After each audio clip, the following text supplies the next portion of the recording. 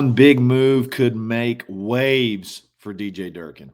In the world full of podcasts, he's the undisputed heavyweight champion of hot takes, an Auburn sports homer, master of the boog, and message board legend.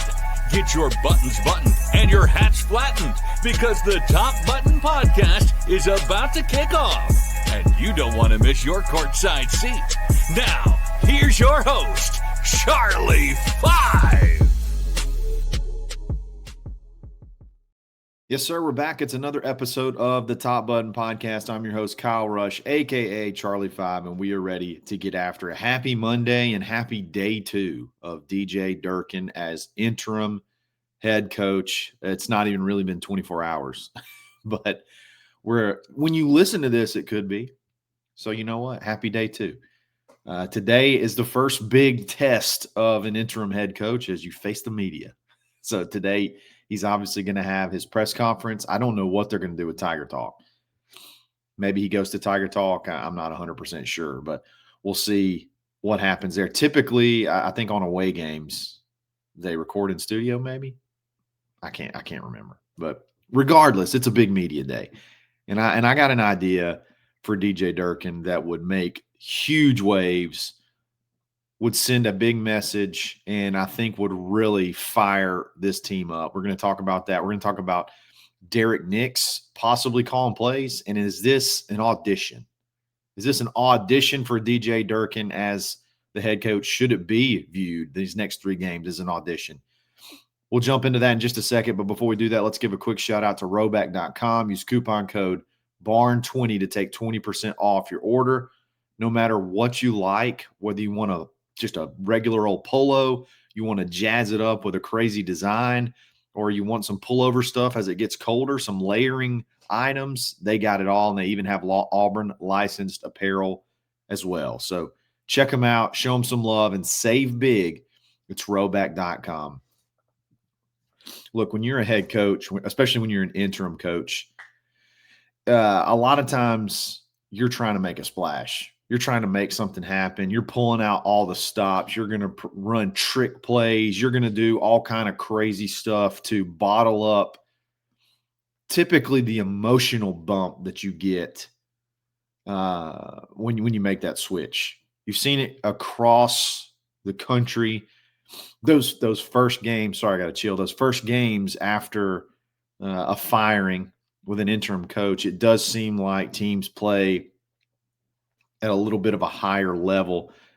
And I think a lot of that has to do with emotion and fight and just adrenaline. I mean, all of that has to do with what comes after getting rid of a coach and then inserting an interim. Typically the interim too is a guy that everybody loves and they want to obviously make happy. They want to fight for. So I couldn't think of anyone better than DJ Durkin. But when you're trying to make a splash, okay, and you've seen all of the issues that you've seen on the offensive side of the ball, one name that always is constantly on players' minds, particularly on offense, one guy that they always say needs a shot, is Deuce Knight. It doesn't matter which coach you talk to. It doesn't matter which player you talk to. They always want to talk about Deuce Knight. Deuce needs a shot. I want to play with Deuce. Deuce is the future. Deuce is this. Deuce is that. You've seen what you've seen with Ashton. And granted, like that, with more time, he could be a little bit better. Like I'm not going to just throw him under the bus after one average to below average performance you've seen out of Jackson over multiple games. One thing that I think could really ignite this team, and it is tough to go on the road, even though if there is a road environment to introduce a freshman quarterback, this would be the one. If you had to do it at one, Vanderbilt would be the one. I know they're fired up, but look, it doesn't matter how fired up they are. The crowd's just not going to be intimidating.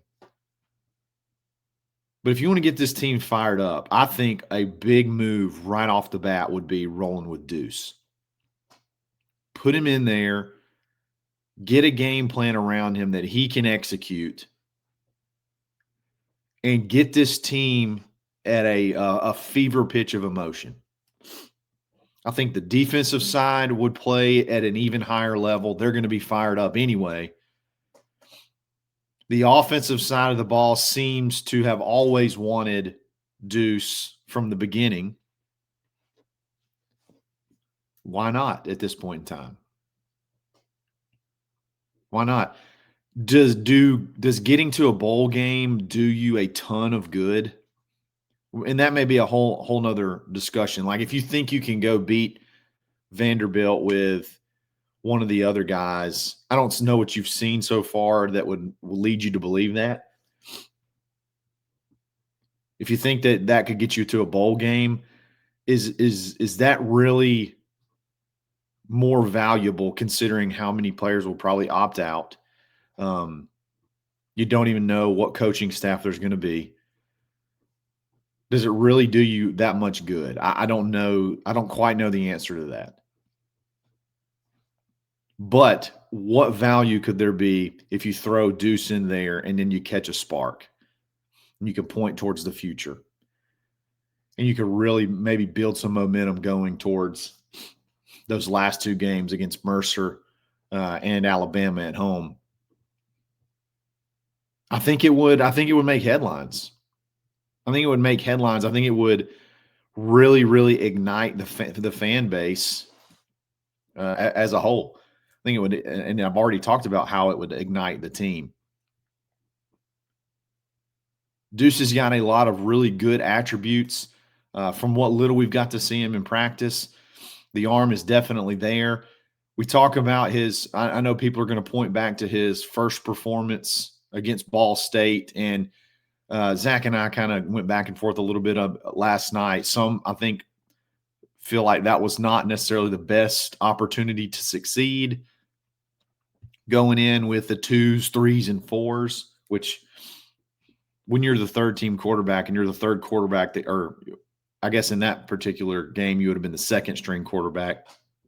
But when you send the backups in a game like that, it's very rare that you're going to put a quarterback in with the second quarterback in with the starters before you start subbing, especially with what little time you had left. A lot of people are going to point back to that performance and say he's not ready. And that may be fair. I don't think that's the point though.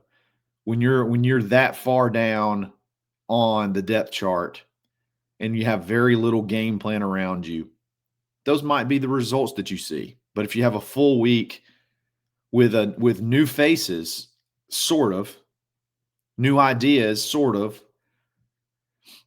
who knows what could happen? I think we're kind of past the point of status quo, trying to take what we have, what we've seen and win. I think it's time to make some waves. It's time to make some big moves. And I think if DJ Durkin wanted, he could make a lot of headlines this week. So we'll see. I know that question is going to be asked. It's probably, I would imagine, the two questions that are going to be asked right off the bat, which one of them we're going to talk about in just a second. Number one, who's going to call the plays on offense? That's going to be, I would imagine, that's the very first question asked today. And then number two is going to be, which quarterback do you go with? I guarantee you those two are going to be right up at the top. What about play calling? We'll talk about play calling in just a second. We'll be back right after this.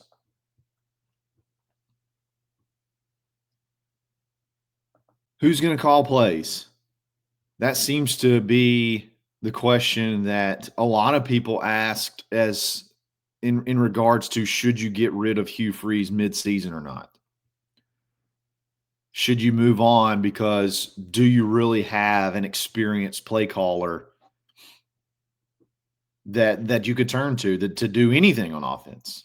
Because Freeze kind of like hotboxed himself into, I don't know that it was necessarily on purpose, but boxed himself into a situation to where he was the only one on staff that really had play calling experience.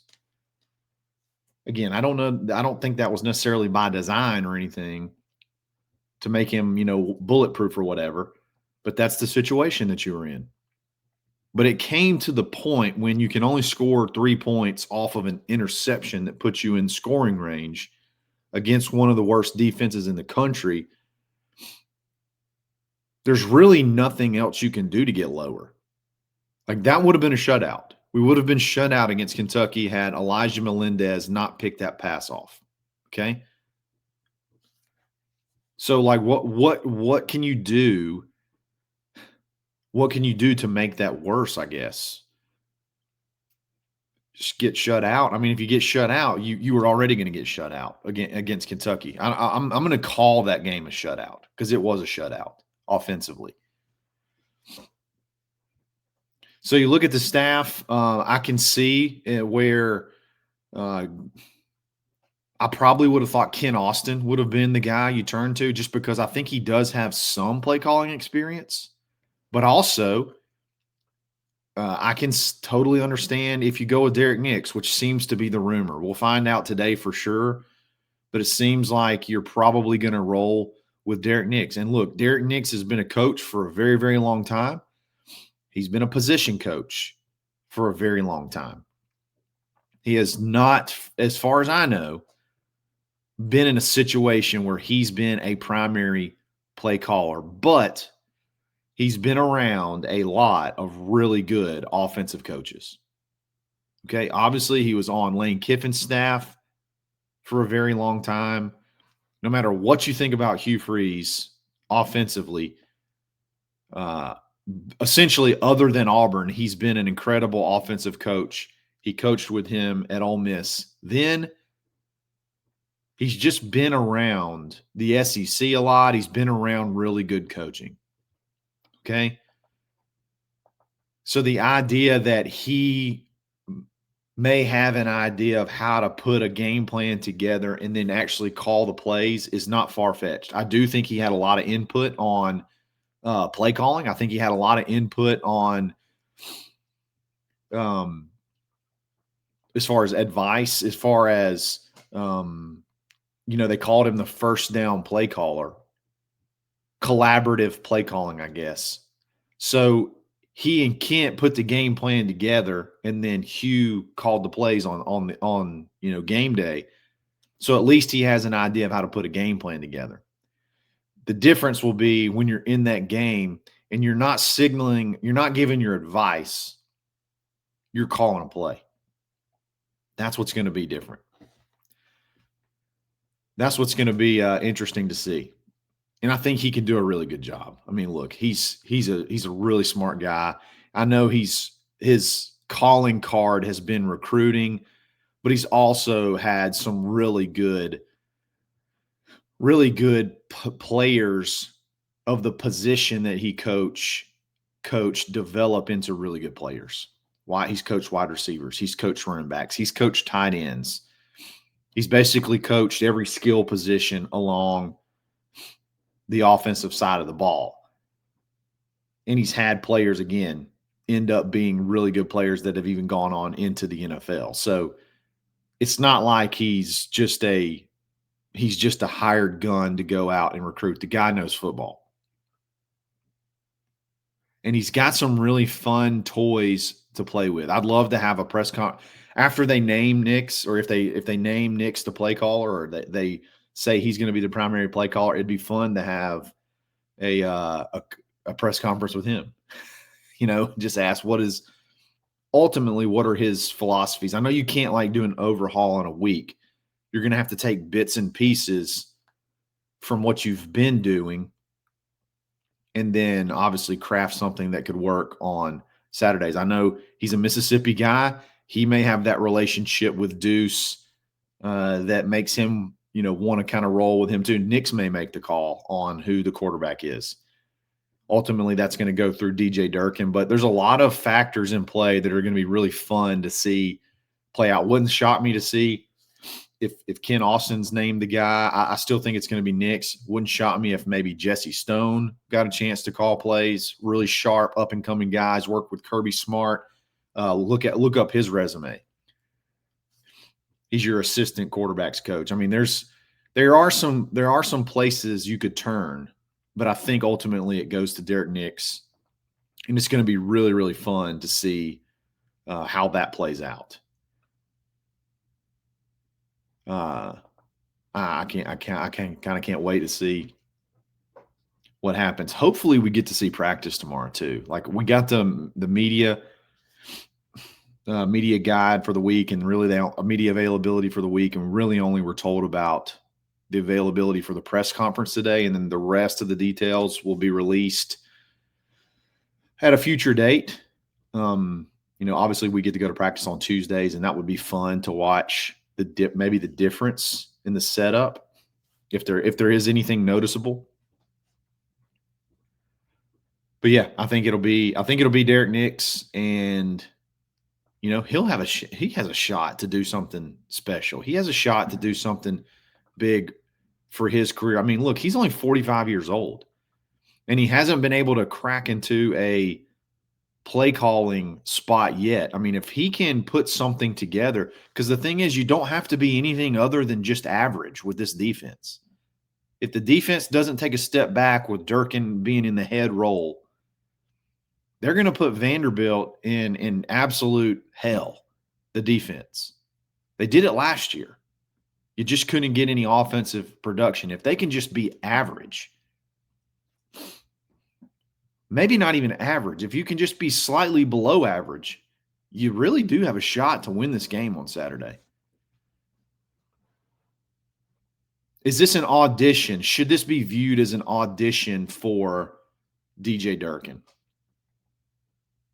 Moving on to this last topic, there's a lot of people, I think, and it's just impossible not to look at these next three games. If you think DJ Durkin is a primary candidate, or if you even think that as a fan that DJ Durkin could be in the running to become the head coach, you're going to watch these next three games, and more than likely, a lot of people are going to look at them as, hey, if you win, it's great. If you don't, you're out, kind of thing. If you go 1-2, you're out. If you go 2-1 or 3-0, maybe you should be in. But should it be viewed that way?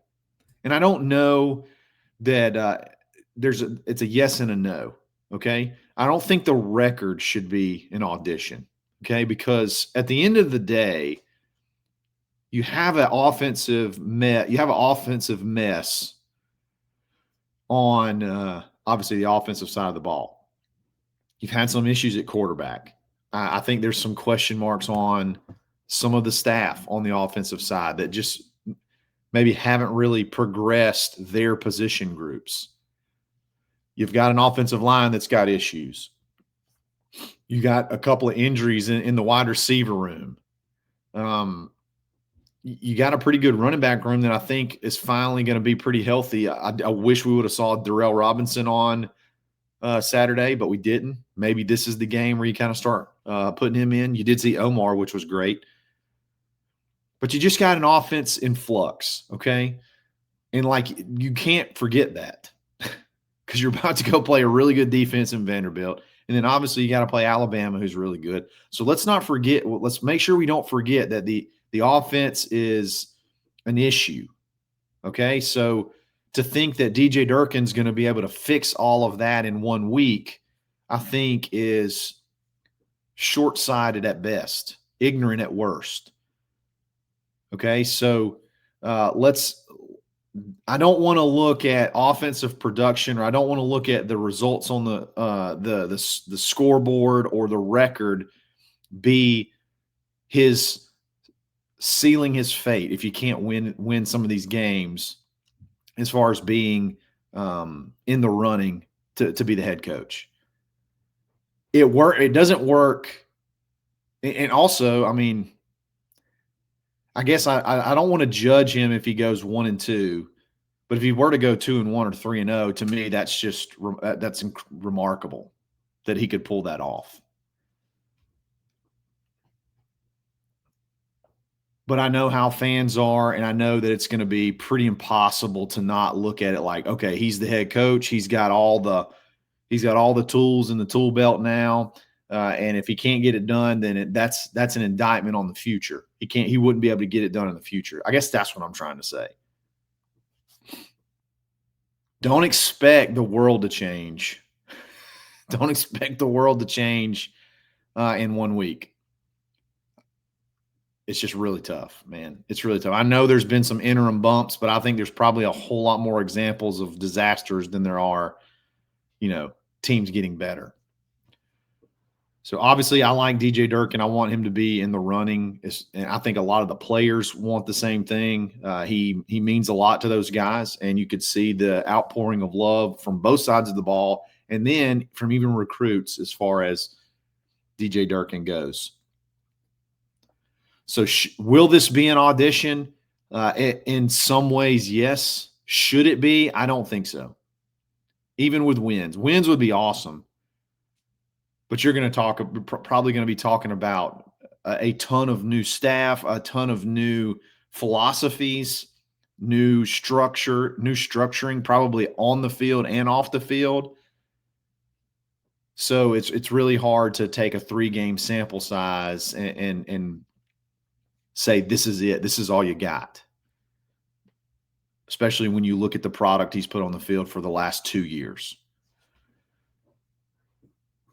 So it should be exciting no matter what. This should be a fun week. We'll see what happens what he says at the press conference. That's going to be a lot of fun to be there for. Hopefully we get to see practice tomorrow and just see if there's any things you can notice as far as changes that are made. So let me know what you think about starting Deuce. Let me know what you think about Nix calling plays.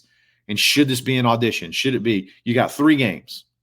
You either get it done and maybe you'll be at the top of the list to getting the job, or if you don't get it done, you're out. Should it be an audition? Guys, I really appreciate it. We'll talk again soon. It's another episode of the Top Button Podcast. Stay buttoned. Thanks for listening, and drive home safely.